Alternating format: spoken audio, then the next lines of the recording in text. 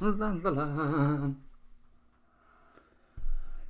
think we are live. What is up, everybody? Welcome in. I'm not going to do a whole intro. We're just going to get right into it. It's Orioles Weekly, our Monday live stream where we talk all things Orioles baseball, news around the world of baseball and around the world of the Orioles. And we're going to have a good time today. Good to have all of you in here. Happy Labor Day to everybody in the United States who are celebrating today. Hopefully that's you. I hope everybody had off today. I know I did, and I watched the Orioles game against the White Sox, which we're going to get into in a little bit. But good to have all of you here. Jeannie's here. Daniel Berry Sports is here. And good to have all of you in here. I want to first off thank everybody who watched the game the other day. We did great. We got up to 890 subscribers. We're now only 10 away from 900. We are moving in the right direction. More videos going to be coming out. Obviously, every Thursday we have, hey, Al, is it AIM? Welcome in. Yes, happy Labor Day to you. Hope you had a good day. Of course, our Thursday Hall of Fame profile videos are coming out. Today is Monday. Wednesday night, we'll be calling the final game of the White Sox-Orioles series in Baltimore. So look for the Wednesday game of the week. John's here as well. What's up, John? Good to see you. Hope you're having a good day. So be sure to check us out for that. Kurt Blake, welcome in. Considering Orioles just won. Yeah, they just won. We're going to talk about it a little bit. I want to talk a little bit about the Orioles. I want to talk about some of their hitters and what I've seen as to what I feel might be some of the reasons why some of these guys, until today, might be having some struggles. And I think it's a way for them that the league has adjusted in ways I think these players need to adjust back. Yeah, they just won the game. Of course, we do Orioles Weekly most Mondays. It's not going to be every Monday, but most Mondays at 7 o'clock we try to get in Orioles Weekly. So glad you're here. What's up, Chris? Welcome in. We're going to get into that in a little bit. But anyway, guys, thank you all for being here. If you are new, please consider subscribing to the channel. Doesn't cost you anything. It's free. Just hit the subscribe button and the bell notification. That way, every time we do a live stream, whether it be Orioles Weekly or whether it be the Wednesday night game of the week, you won't miss it. Because we'll also do other nights. It's not just Wednesday night game of the week. Like I said, we just did one the other day. I think it was Friday. We did a game. Or was it yesterday? It might even been yesterday. I can't remember. But we just did we do other games if we can't get Wednesdays in. So be sure to hit the bell so you don't miss it. And of course, videos as well. We do videos all over the place. Be sure to check out the videos as well. So I'm going to get on to different topics that we're going to talk on and touch on today. But we'll start with today's game for the Orioles and what we saw today, and I'll bring a few things up to go over some numbers. The Orioles, of course, played the Chicago White Sox today. The White Sox, folks, the White Sox are on a historic pace, and it's not a good one. The White Sox are now 31 wins and 108 losses. Let me say that again. 31 wins and 108 losses. This team is on pace to easily match the worst record in the history of Major League Baseball, dating all the way back to the 1800s. Teams that have the records right now are teams that don't even exist anymore. And they are very seriously pushing to beat these teams. It is sad, John. I have to be honest. It's very sad. Look, the Orioles lost 115 games, 108 games, 110 games just a few years ago. In 2019, 2020, 2021. They were bad, but they weren't this bad.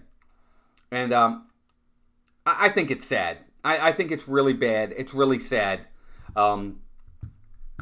for the White Sox and their fans. But again, as an Orioles fan whose team has been through it. Like I said, just 3 years ago, we lost 115 games. So I get it. This team is really bad, and we'll kind of touch on how bad they are historically. I mean, they have. I heard this number today, and I had to look it up. They've scored 402 runs before today. It's the lowest amount of runs in all of baseball this year. They are the last place team, least amount of runs scored. The next to last place team in runs scored is the Miami Marlins. And you would think the Marlins were maybe 10 runs ahead of them. The Marlins are 100 runs ahead of them. And next to last place. That's how bad The White Sox are. They are in last place in runs scored. The next closest team is 100 runs ahead of them. It's unbelievable how bad this team is.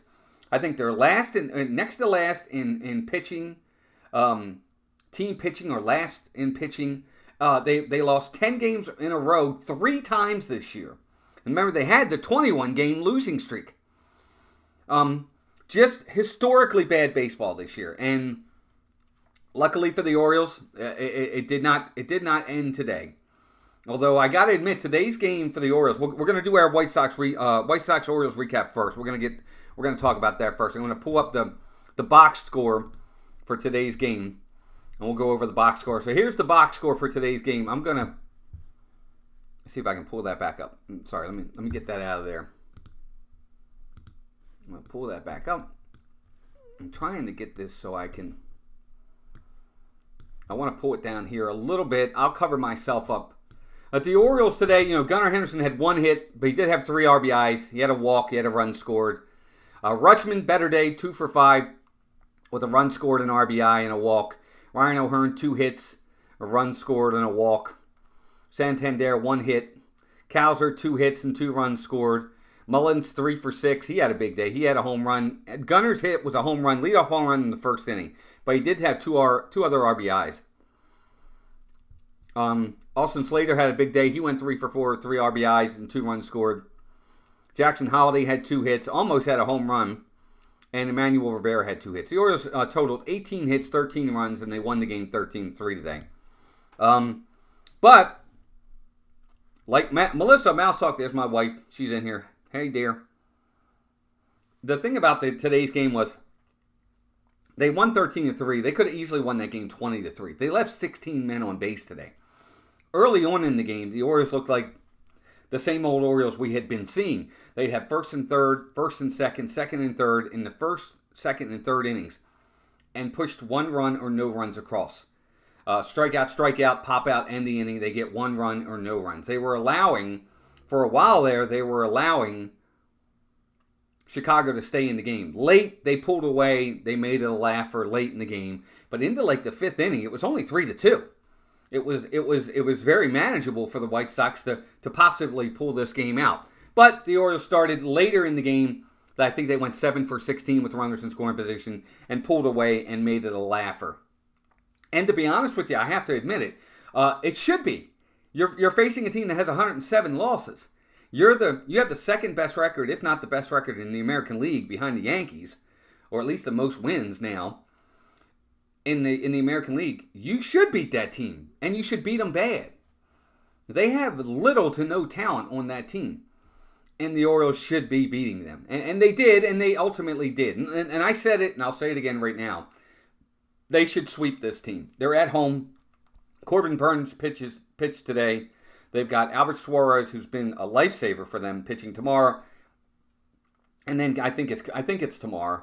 It might be Cade Povich tomorrow, but then if it's Povich, then Suarez is pitching game 3. The Orioles should win all 3 of these games.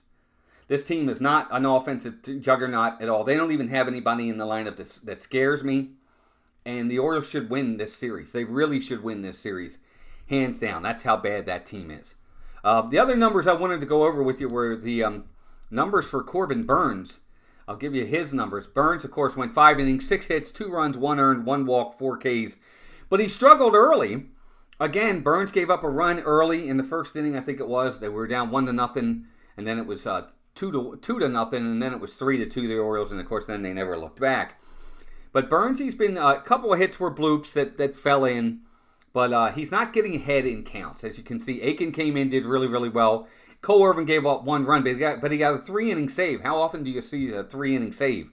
But Cole Irvin got a save day. 3 innings, 2 hits, 1 run, 1 earned, 2 strikeouts. And Cole Irvin got the 3-inning save, the rare 3-inning save. You just don't see that often.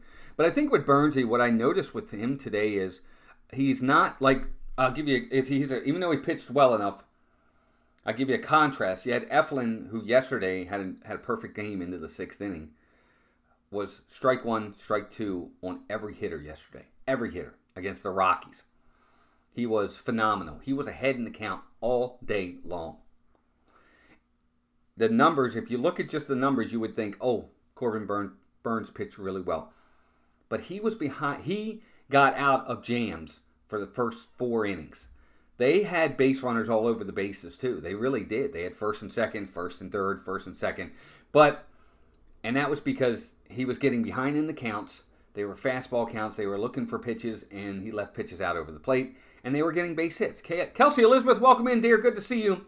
And they were getting runners on. But what he did well was he got the big pitch when he had to. He got the big out when he had to. 3 times he got big double plays to end innings that if he didn't turn those double plays, they score runs. It might change the complexion of the game. You never know. But he did make the big pitch. He got the big pitch when he had to. He got the big out when he had to get the big out. And then, of course, the Orioles pulled away late. It was good to see Gunnar Henderson get a home run. He actually hit the ball really well today. He had a couple other times where he hit the ball right on the line, but he hit it right at guys. Jackson Holiday had a couple of hits. Great to see that.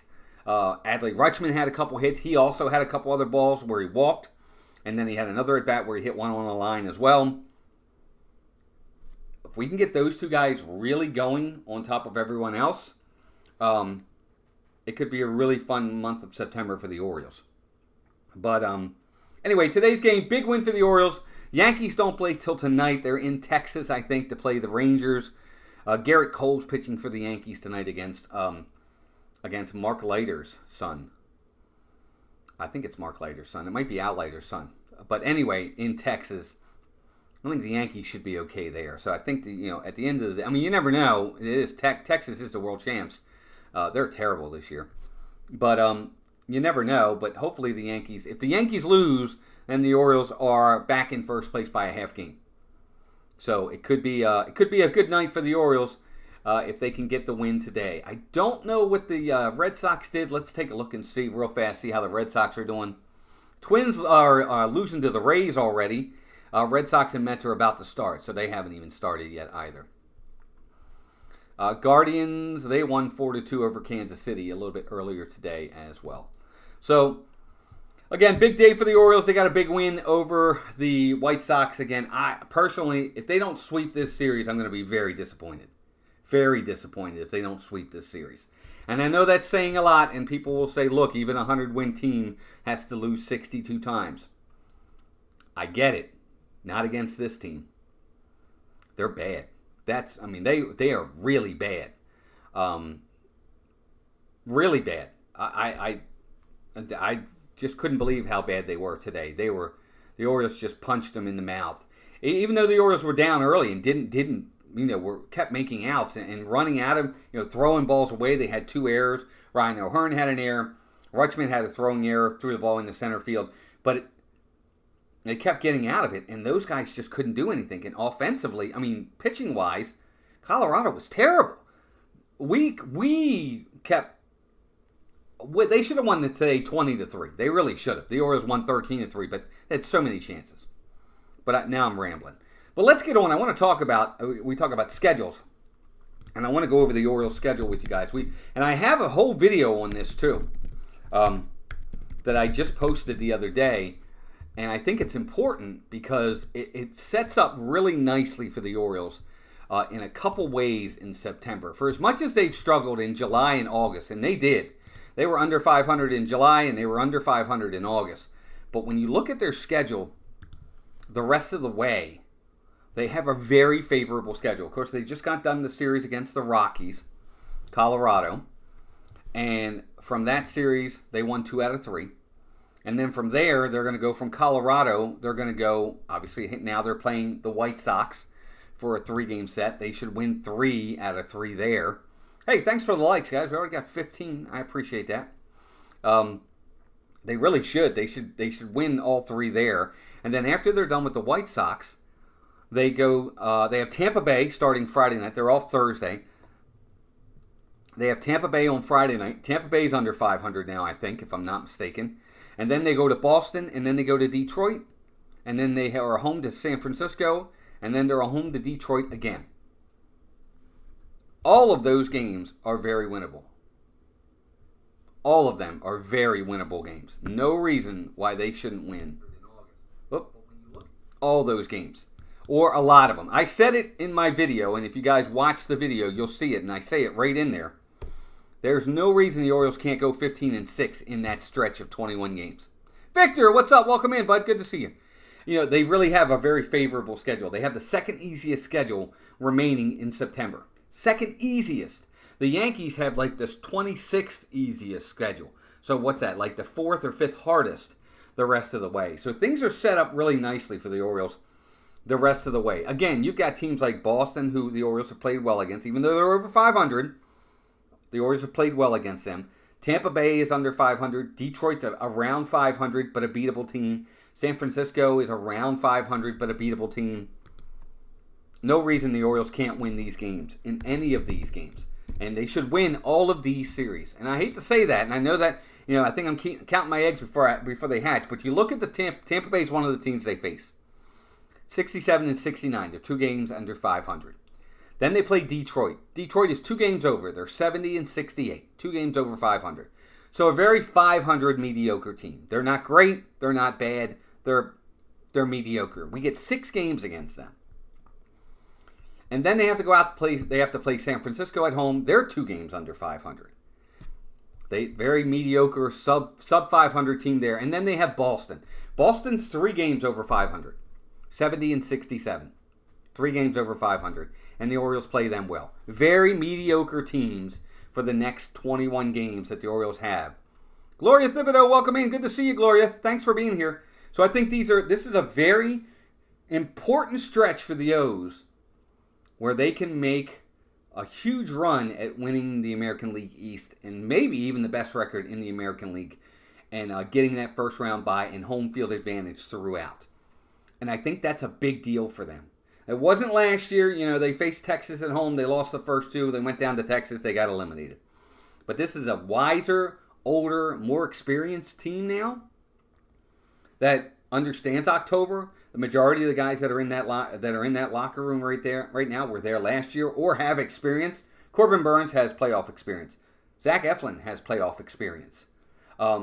Gregory Soto, Sir Anthony Dominguez in the bullpen have playoff experience. Even though they're new to the team, they have the experience. They had it with the Phillies. So these are guys, Craig Kimbrell, as bad as he's been, he does have playoff experience. And you add them to this team, now you've got a team that's got plenty of the experience to be ready for a playoff run. And they should. They should do really, really well the rest of the way. I will be extremely disappointed if this team doesn't do well the rest of the way. And I don't want to jinx it, but their shot at winning the East is in their own hands because the final 6 games of the regular season are against the Twins, or the Yankees in New York, and then the Twins in Minnesota. They want those games to mean nothing if they can do it. They want to already have something clinched before they get to those last 6 games of the regular season. September 24th is when those last 6 games, I think, start. They want those games to mean very little. And they have an opportunity to make those games mean very little if they can go on a nice 15 out of 21, 16 out of 21 stretch right now and win these games. But we'll see. We'll see what happens. We'll see if they're able to do that. I think they can. I think they have the talent. The other thing, too, and I'll get into this with you guys, another thing about that is this. They have a lot of reinforcements coming that's also going to help in this stretch run, the final month of the season. Because, again, we're into the September playoff push now. This is it. Every game is magnified at this point. Every game is almost a must-win for a lot of teams. And that's going to be big for the Orioles. And, again, that's another reason why these games against these teams like the Giants, the Rays, the White Sox, the Tigers, these are teams that if you look at just the wild card, I'll give you an example of why. Okay? Right now, the Tigers and the Red Sox are 4 and 4.5 games out of the last wild card spot. So they're still technically in the race, but it's going to take a lot for them to get back into it. And that's 9 of the next few games that the Orioles have. We know about the White Sox; they're out of it. But then let's also look at let's look at Tampa Bay. Tampa Bay, their season's over. They're 6.5 out of the wild card. They're 2 back. It's going to take almost a miracle for them to make the playoffs because they have to jump so many teams. So again, what are they playing for at this point? They're not playing for, I don't think they'll play spoiler. They may be showing other guys, giving them experience, letting them play, knowing that the season for them is over. And you look at the Giants. Giants, same thing. 6.5 out of the final wild card. They've got to pass 6 teams to make a wild card run. Could they do it? I guess they could. But again, what are these teams playing for? They may not have the motivation the Orioles have, and that could be to the Orioles' advantage. But we'll see. Yeah, I know. The Mets got Boston next. And then we do after that, I think. But we'll see what happens. But the Orioles do. They have reinforcements coming. They have 6 guys that are coming off the injured list. And these 6 guys, these aren't just your average everyday players for the Orioles. Maybe one of them is.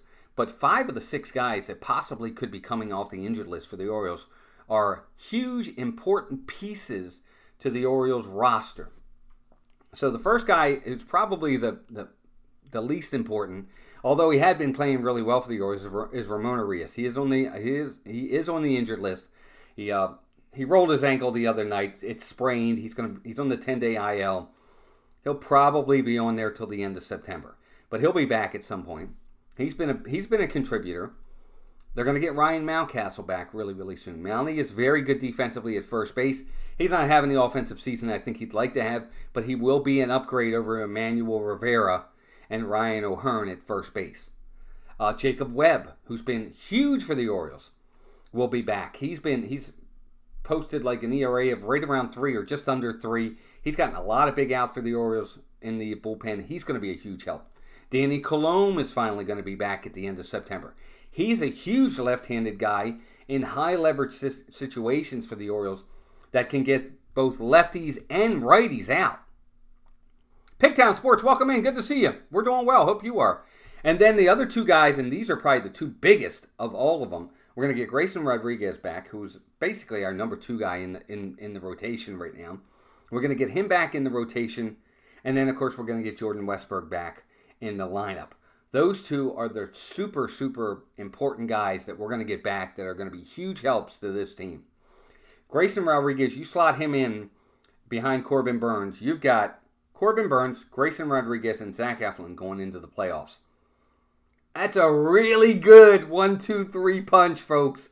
If Albert Suarez continues to pitch the way he's pitching and Dean Kramer comes back and is just serviceable, I've never been a big Kramer fan, but if he's just even serviceable and maybe out of the bullpen for some help there, they've got a really good rotation going into the playoffs. They could. So getting those guys back and then add Jordan Westburg to the lineup, solid, extremely solid at third base or second if you want to put him there, and then put his consistent average power RBI bat in the lineup again, it just solidifies that lineup that much more. You know, you look at the lineup right now, and as I see it, I'm looking at this and I'm saying, I see a hole here, I see a hole there. You know, you get Jordan Westburg back, you add him to the lineup. You get Ryan Mountcastle back, add him to the lineup. It starts to take less holes in the lineup, and it becomes a much more complete 1-9 lineup. So it could be exciting times for the O's. Chris says, all those injured players that are coming back because they're injured, can they be on the playoff roster? I can't remember. Yes, Chris, they can, because they are on the 40-man, so they're fine. Yes, they make and are eligible for the postseason. Absolutely, they are. Webby made a rehab for Norfolk last night. Good to see some guys starting to flow back. Well, yeah, Jacob Webb did a rehab last night. I'm assuming he's probably going to do at least another one or so. I don't expect him back for the series against, on the Friday night series against Tampa Bay, starting, Friday, Saturday, Sunday. I know the Orioles are off Thursday. He actually, you know what, he might be with the Orioles for the weekend series against Tampa Bay. He probably will. Now that I think about it, they probably will allow him to go a couple more times, and then after that, he will probably be with the Orioles for the series starting on Friday night against Tampa Bay. So yeah, he probably will get called up. Dan, 820 Chief, welcome in. Would you let Eflin take the ball game 2 over Grayson? Yeah, Pigtown Sports, I think I would.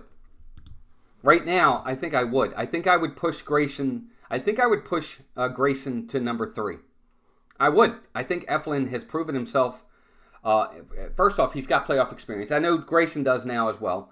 But I think, especially if we don't win the first game. Let's say Burns, God forbid, doesn't have a good outing, and the Orioles go down 0-1. Yes, I think Zach Eflin definitely has to pitch game 2.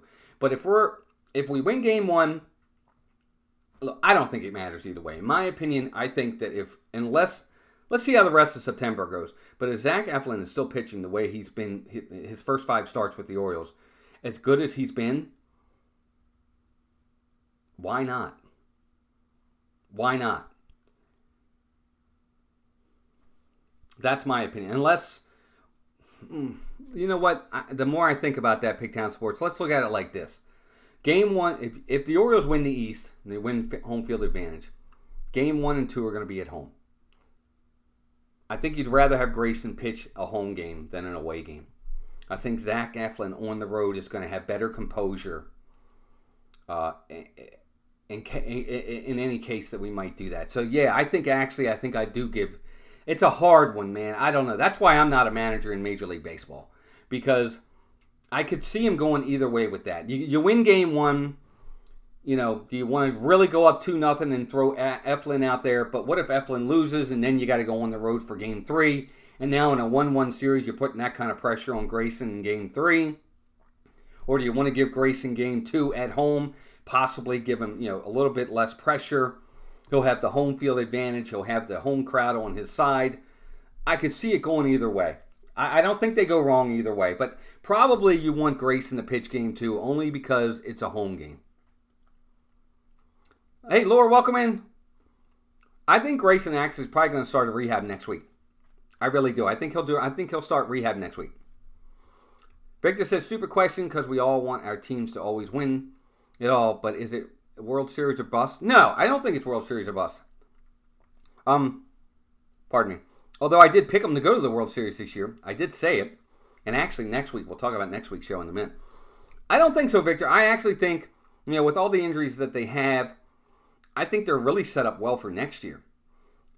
Especially if they've re-signed Corbin Burns. Can you imagine a rotation next year? And I get it. I understand Bradish isn't going to be back right away. But if you were able to re-sign Corbin Burns, you could have Corbin Burns, Kyle Bradish, Grayson Rodriguez, and Zach Eflin as your top 4 guys in your rotation. That could be really, really dominant. You would have Sir Anthony Dominguez in the 8th inning. You would have Felix Bautista in the 9th. Yennier Cano in the 8th. Danny Colon in the 7th. Wow. Their staff could be stacked next year. Could be. Again, a lot of ifs. I get it. But, no, it's not World Series or bust. Pigtown Sports says, with the off days now, I would rather Eflin go first so you have him available for the late part of the series or early next series. I could see that as well, but I don't see the Orioles doing that. I think he's not going to pitch the first game. Corbin Burns is going to get the game 1 nod. He just is. Unless he continues to struggle for some reason. But even then, I just don't see the Orioles saying, hey, look, you've been great all year, thank you, but we're putting Eflin in game 1. I don't know that they'll do that. I just don't see it. Hey, Jeff Snook, welcome in, buddy. Good to see you. We had a good holiday. I hope you did too. We were at the park today earlier. We went to Animal Kingdom. You guys probably saw that stream. We had a good time over there. And then we came home, watched the O's game, and doing this now. But the Orioles have a lot of reinforcements coming. And they've been able to weather the storm and really keep their head above water throughout all this adversity throughout the season. Look, a lot of teams have suffered injuries. And the Orioles have been, up to this season, been pretty fortunate with that. But it's really hit them this year. But they've been very lucky in that even with the injuries they've had, who didn't they lose? They didn't lose Gunnar. They didn't lose Adley. They didn't lose Corbin Burns. They didn't lose some of the main, oh my God, core players that they have to have. Westy's great, don't get me wrong. And I think the Orioles wouldn't have had the slump they've been in. I don't think they'd be as inconsistent as they are if they had Westberg in that lineup. But I wonder what they would be if they didn't have Gunnar, or they didn't have Santander, or they didn't have Adley or Corbin. I think it's a totally different game for them. But they've been able to weather the storm either way. They should be able to sign Burns at a discount. Don't think he's going to get his $200 million. Laura, I'll be honest with you. I'm not even sure Jorge Mateo is going to be on this team next year. I really don't. I don't see where they'll need him. I think they have other options.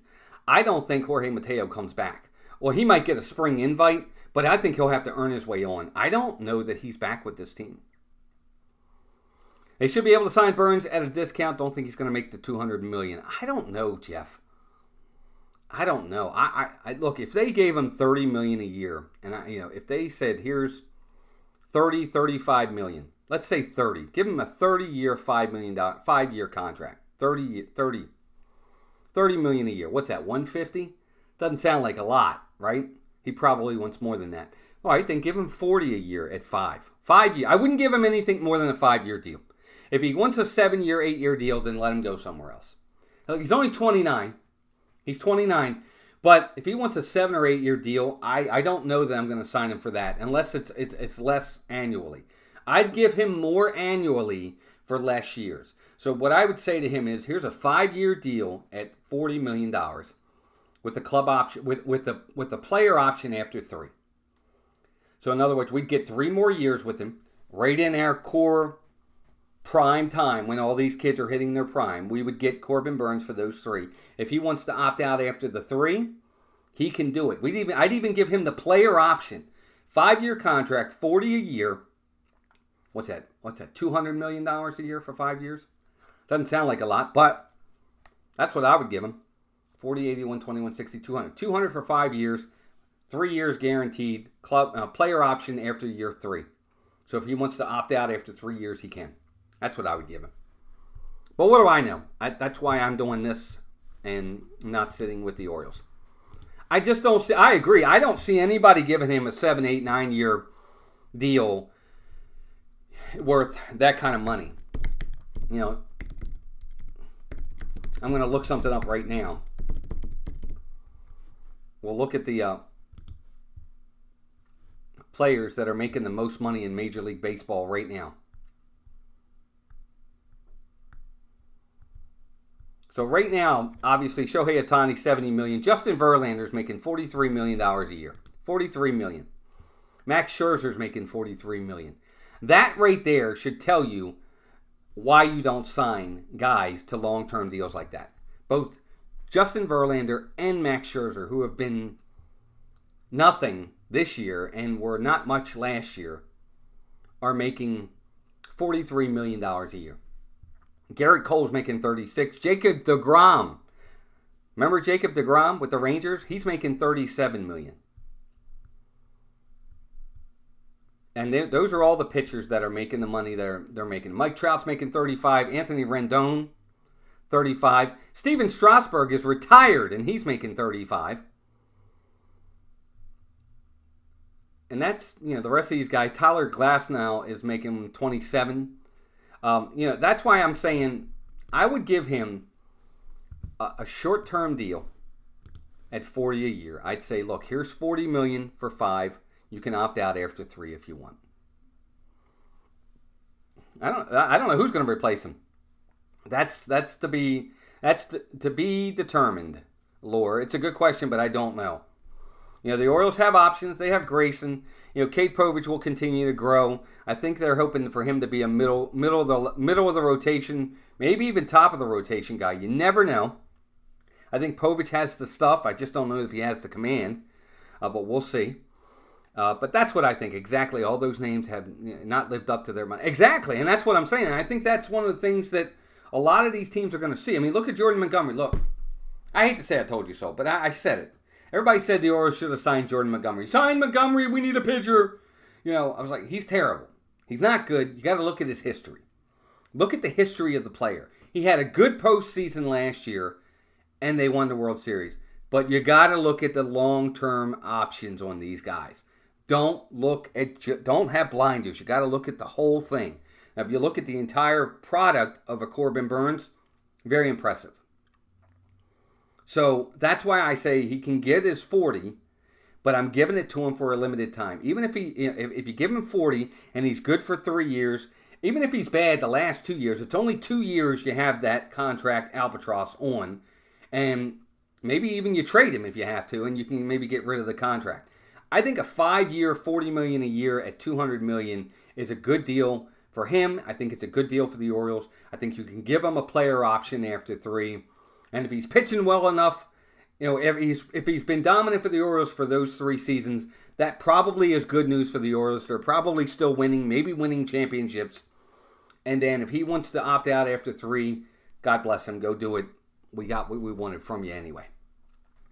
My opinion. I worry he'll want $37 a year if they give him a 4-year deal with a 5-year player option. Well, that's what I was saying, Chris. That's what I'm saying. I think they'll give him. I think he should get 4. I'm fine with 40 a year. I really am. I'm 40 a year at 5 years with a player option after 3. So he can opt out after the 3rd year. The last 2 years he can opt out if he wants. Give him the option. Let him have the control. Let him feel like he has the control. I don't think the Orioles, look, they've been with one of the lowest payrolls for about the last 5 to 7 years now. They're saving a lot of money. It's time to pony up. It's time to pony up. It's just that simple. I'm sorry. Now is the time. They haven't had this kind, even back in 2012, 2014, when they had Adam Jones, Nick Markakis. That team wasn't as loaded as this team is. There's real talent on this team. There is generational talent on this team. You understand? Adam Jones, Nick Markakis, Chris Davis, those guys, they were fine players for a while. They weren't generational talents. There is generational talent on this team right now. You got to go for it.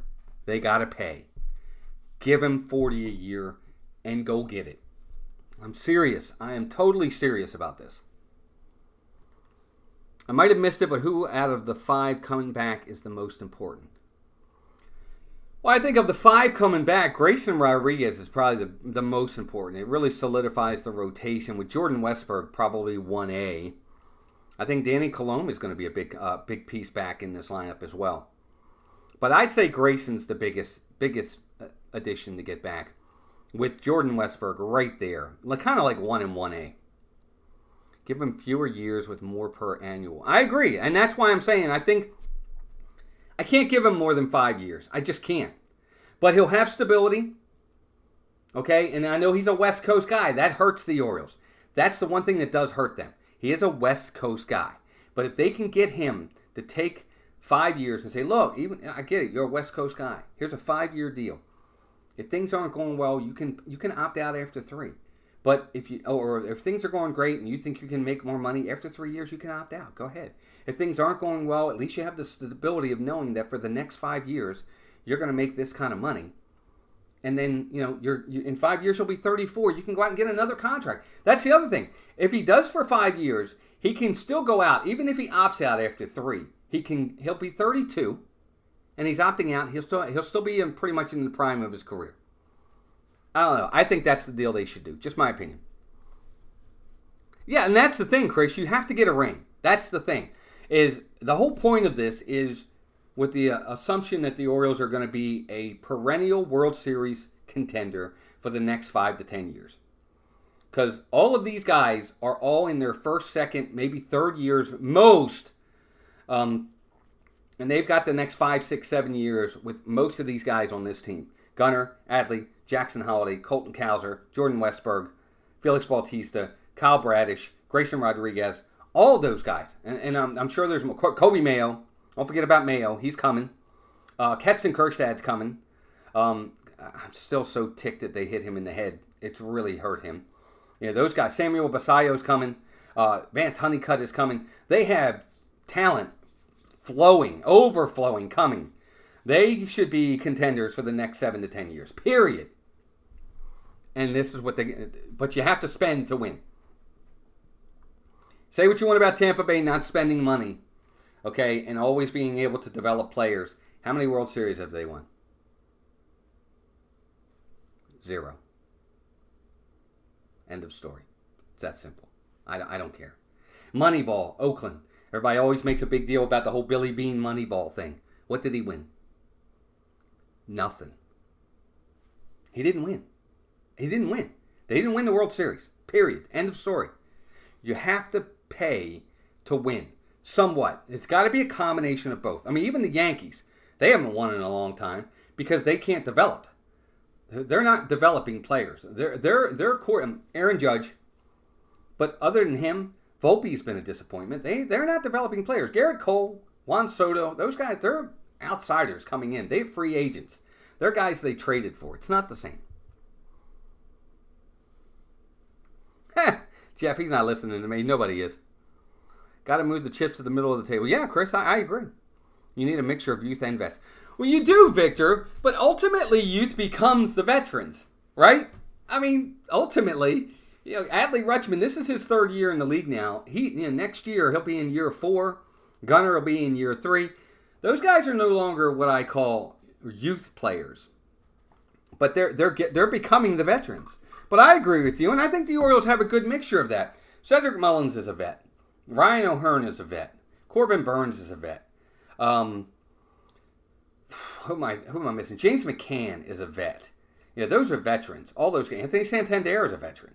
They have plenty of guys. Ciano Perez is a veteran. Craig Kimbrell, as bad as he's been, he's a veteran. They have guys that are veterans that have been there, done that, and understand it, and show how to be every day.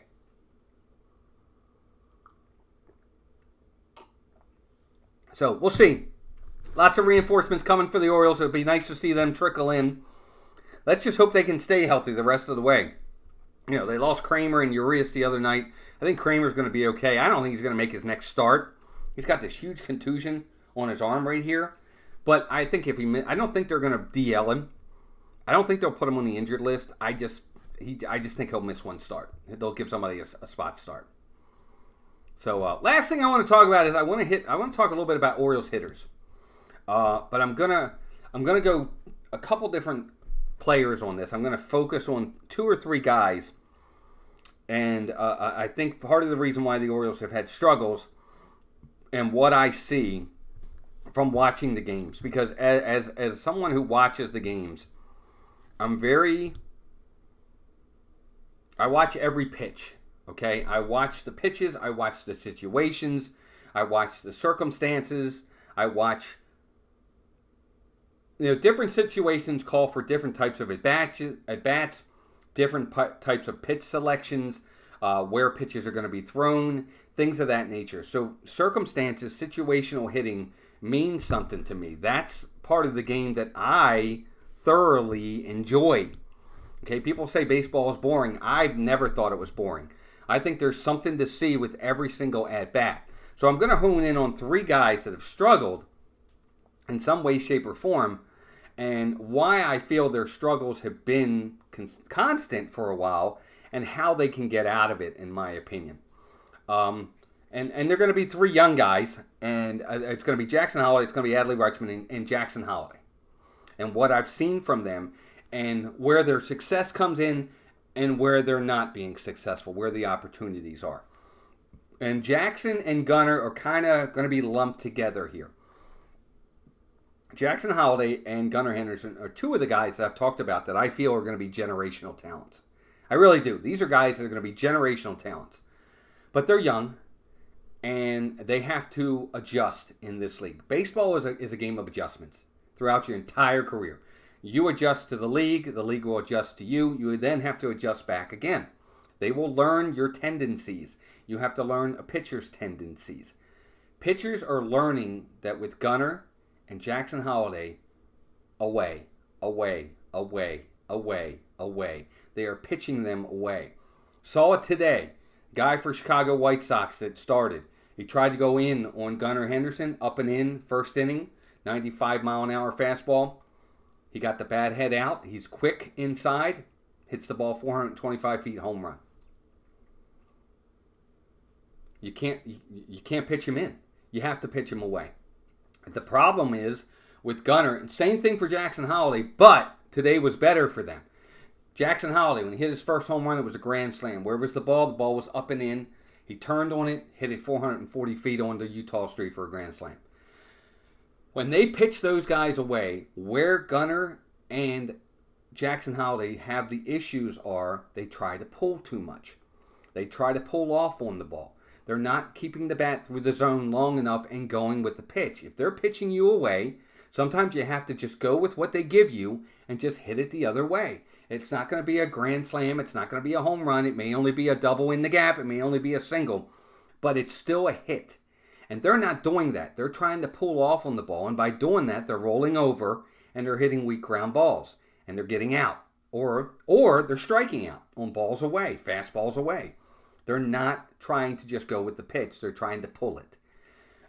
The other thing, too, is a lot of times they will take pitches that are in the strike zone away because they know they can't do anything with it. Or at least they think they can't do anything with it other than try to pull it and roll it over.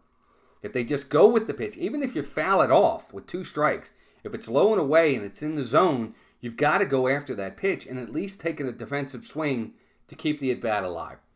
And I think that's where Gunnar and Jackson Holliday struggle, is with away pitches, trying to pull those pitches. Instead of learning to just go with the pitch, stay longer through the zone with the bat head, and just take it the other way. But that being said, on those 2 guys, they did that a lot today. Gunnar only had the 1 hit, and it was on a pull inside home run. But he had 2 other balls that he hit the other way, and he hit them really hard. One of them was like 108 off the bat.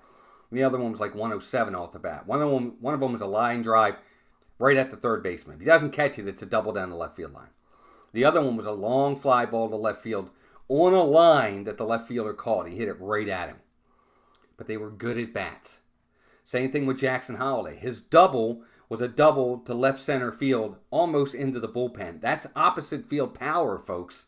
They hit off the top of the wall. He had 2 other at bats where he hit one in the gap as well, and then he had a single. Just those are the types of things. They're staying through the zone, going the other way with the ball. The power's up the middle. And that's what's going to help to get them out of these slumps. What's up, Matt? Monarch Miracles. Good to see you, buddy. Welcome in. Now, as for Adley, what Adley's trouble has been this year is the same type thing, but he's a switch hitter. So it's hard to really pinpoint it with him. But what I've noticed with Adley is he's dropping his shoulder more. He's trying to elevate too much instead of just level swing. Adley's always been about getting deep in counts. And again, level swings, line drives. A lot of balls up, elevated, dropping the shoulder, getting underneath of it. Striking out more than ever. He hasn't gotten very many walks. He had like 95 walks last year. This year he's only got like 47. He's not walking as much. Too aggressive at the plate, in my opinion. But he got 2 hits today and had a walk. Better at bats today. The Orioles really need these guys to adjust back to the league and start hitting again. Because I think that the reason why the Orioles in July and August didn't do well, Adley and Gunnar in July and August didn't do well. Period. I put that in one of my videos. If one of my mods can find it and put it out there. The Orioles go, how those guys go. Say what you want about Anthony Santander. I get it. He's got 39 home runs, 85 RBIs. The Orioles go, how those guys go. They really do. Oh, wow. We lost a subscriber? We lost one? What? We went down to 889? Oh, that's too bad. But anyway, that's okay. But yeah, we'll see what happens the rest of the way. I think the Orioles have a really good chance to really take a stranglehold on this division. And we'll see what they do with it. Hold on, I want to check something right here because I haven't checked it in a while. I appreciate all you guys being here. I want to check one thing real fast. Don't go anywhere. I don't think we have any questions. No, we don't have any. I was going to see if we had anything out there. Remember, guys, you can always send questions to CamdenQuestions@gmail.com. You have any baseball questions or Orioles questions, don't hesitate. Send them to me. I'll be more than happy to answer them. This has been fun. I love coming in here and talking Orioles baseball. I had to have this today. Again, we'll be back Wednesday night calling the final game of the Orioles-White Sox series. That game should be, I think it's a 6:40 start. We'll get in about 6:30. Talk a little bit of pregame and then call the game on Wednesday night. So I hope you guys can join us for that. But thanks for joining me tonight. Just wanted to talk a little Orioles baseball. Big win for them today. We'll see what the Yankees do tonight. Football season starts next week. That should be interesting. But good to see all of you guys. Look for those streams. Also over on our Disney channel. Should have some live streams coming up on that as well. But thank you all for joining me. I hope you enjoyed this. I enjoyed bringing it to you. But until next time, keep rooting for the O's. And take care of yourselves and each other. Good night, everybody. Have a great day. And happy Labor Day to you. Bye, gang.